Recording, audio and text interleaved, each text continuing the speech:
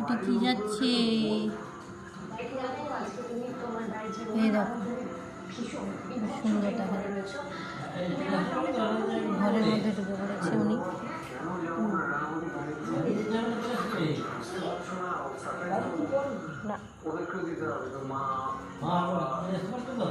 হ্যাঁ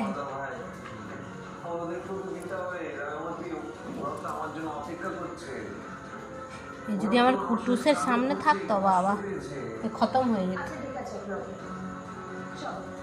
শুধু কুটুসটা নেই বলেই। হ্যাঁ